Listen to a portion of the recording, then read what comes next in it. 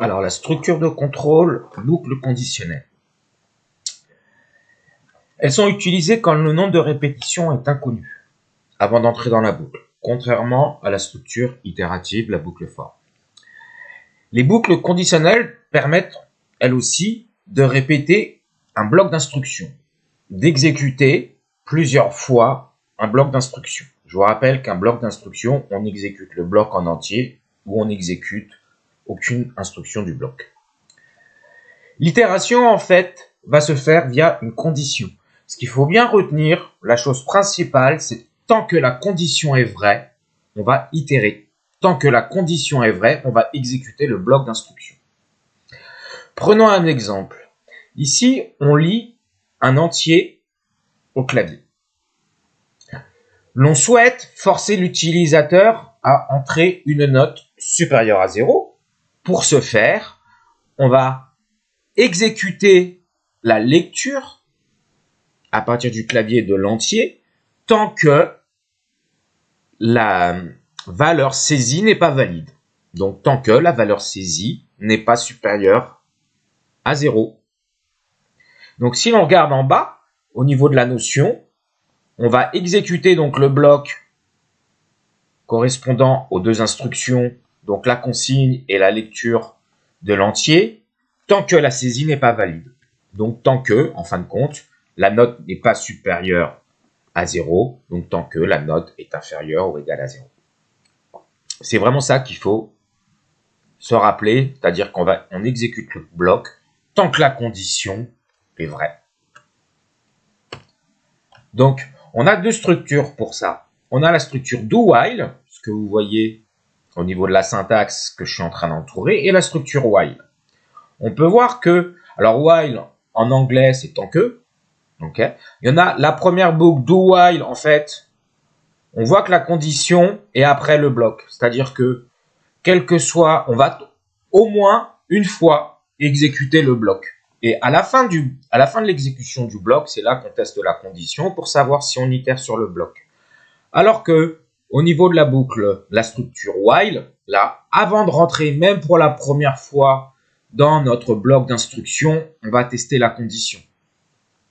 Donc, c'est-à-dire que pour la structure do while, on va au moins exécuter une fois le bloc d'instruction, alors que pour la structure while, le bloc peut très bien ne jamais être exécuté si, quand on arrive sur la boucle while, la condition est fausse. Alors bien sûr, la condition peut être composée, comme on l'avait vu précédemment.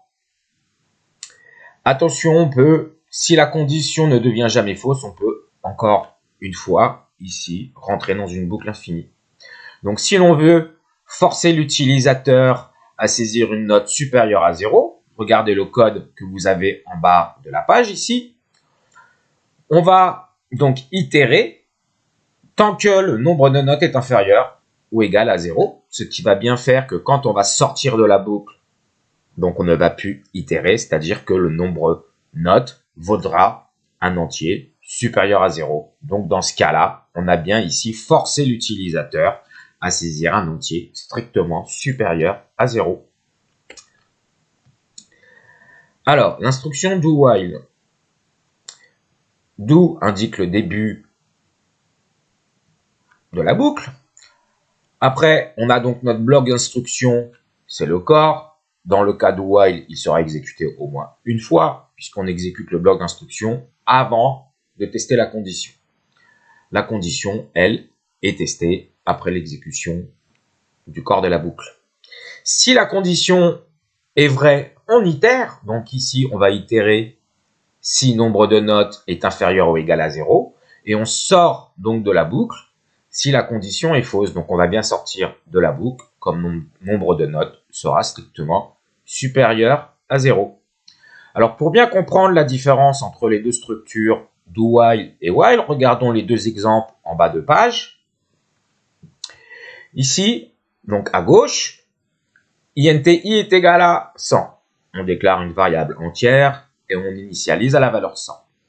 Puis, on a do while. En fin de compte, avant de tester la condition, on exécute le corps de la boucle. Donc, on va afficher bonjour. Et notre condition est fausse, donc on sort de la boucle. Donc on aura affiché bonjour une fois. À droite, dans la structure while ici, donc de la même façon, on va déclarer un entier i qu'on initialise à 100. On teste, on arrive sur la structure while, on teste notre condition, la condition est fausse, on sort de la boucle. On n'aura jamais exécuté la boucle, donc on n'aura rien affiché dans le deuxième petit exemple. Alors, quelques erreurs classiques. Attention, encore une fois, ici, dans la boucle while, on n'a pas le point-virgule juste après le mot-clé while. D'accord? Sinon, en fait, on va itérer sur rien du tout et on va rien exécuter du tout. En revanche, dans la structure do while, on a un point-virgule, comme vous le voyez ici, à la fin de la structure. Donc, bien se rappeler de ça pour éviter les erreurs qui sont classiques et même, c'est comme ça qu'on apprend aussi en faisant des erreurs, bien entendu. Alors, si on regarde le programme complet ici, donc on a notre déclaration de l'objet scanner, comme vous connaissez. On a ici un booléen saisi invalide qu'on initialise à faux, et on déclare un entier nombre note. On arrive dans la structure de contrôle, do while, et tant que saisi invalide est vrai, on itère. Donc, on va demander à l'utilisateur de saisir un entier, on lit l'entier et on le stocke dans nombre note, et on a saisi invalide est égal à nombre note inférieur ou égal à 0. C'est-à-dire que là, en fin de compte, on va renseigner le booléen avec la condition qui est à droite de l'opérateur d'affectation. On évalue l'expression, donc nombre note inférieur ou égal à 0, et on stocke la valeur résultante de l'évaluation dans saisinote. Si saisinote est vrai, donc c'est-à-dire que nombre de notes est inférieur ou égal à 0, dans ce cas-là, on affiche, il faut entrer un nombre supérieur à 0 et on itère puisque saisi invalide est vrai. Alors prenons un exemple toujours pareil, hein. On va l'exécuter en prenant quelques exemples. Si vous regardez en bas, là par exemple, dans un premier temps, on a saisi -1, dans un deuxième temps, on a saisi 0, et en troisième saisie, on va saisir 1. Donc, prenons déjà la première saisie. Si nombre de notes est égal à -1, dans ce cas-là, saisie invalide, nombre note est-il inférieur ou égal à 0? Oui, donc saisie invalide est à vrai. Donc dans ce cas-là, ma condition ici est vraie. Donc j'exécute le bloc d'instruction correspondant à ma structure alternative if et j'affiche, il faut entrer un nombre supérieur à 0. Et on arrive sur la condition du while, saisie invalide est vrai, donc on va itérer. Donc, on va réexécuter le bloc d'instruction, encore une fois. Donc là, on va afficher entrer le nombre de notes. On va lire le nombre de notes ici. En deuxième saisie, on a saisi 0. Donc, si on saisit 0, la condition ici, nombre de notes est-il inférieur ou égal à 0 est vrai. Donc, saisie invalide est vrai. Donc, on exécute le bloc d'instruction du if et on affiche, il faut entrer un nombre supérieur à 0, comme vous le voyez en bas dans la console, qui est la console résultante de l'exécution de ce programme. On arrive donc à la condition du while. Saisie invalide, on a dit qu'il était vrai, donc on va itérer. On itère une troisième fois, donc on affiche entrer le nombre de notes. Imaginons que cette fois-ci, on saisit 1. Donc dans ce cas-là, saisie invalide est vrai, est faux, puisque nombre de notes inférieur ou égal à 0, cette condition-là est fausse, puisque le nombre de notes est égal à 1. Donc, saisie invalide est faux.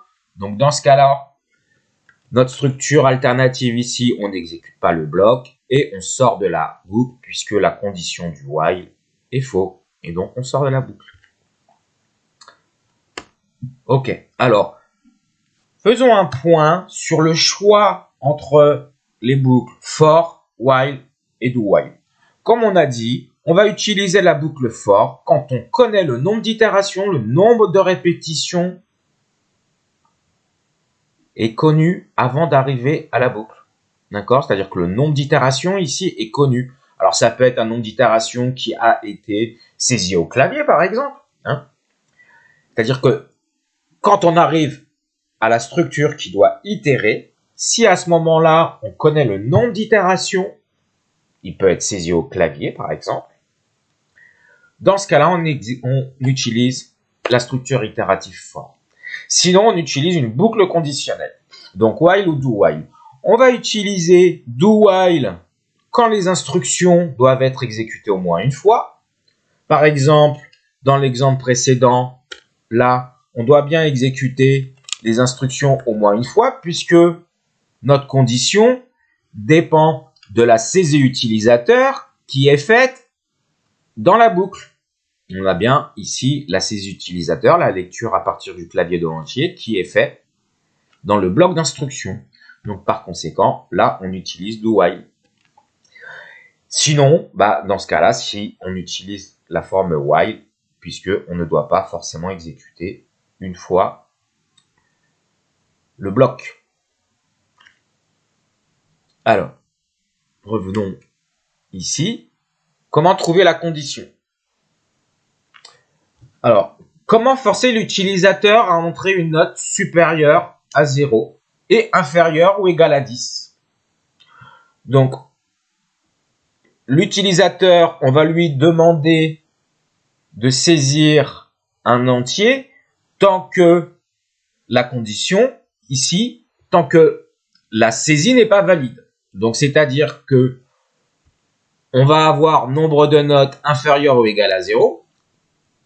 D'accord? On imagine qu'on est dans l'intervalle, on souhaite que l'utilisateur saisisse un entier dans l'intervalle 0, 10 exclu.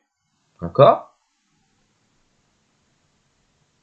Donc, on va demander à l'utilisateur de ressaisir l'entier tant que la valeur saisie n'est pas dans cet intervalle-là. Donc, tant que le nombre de notes est inférieur ou égal à 0 ou supérieur ou égal à 10. D'accord? Donc, tant que le nombre de notes est incorrect, tant que la saisie est incorrecte. C'est vraiment ça qu'il faut se rappeler. OK. Alors, là, on vient de voir les différentes structures de contrôle. On va faire les exercices sur les boucles conditionnelles. Et juste après, on fait l'étude de cas, le nombre mystère, qui est un TP, qui est un programme un peu plus complexe, qui va vous permettre de mettre en œuvre les structures de contrôle, les variables qu'on a vues, en fait, toutes les notions que l'on a vues depuis le départ. Et je vous dis à tout à l'heure.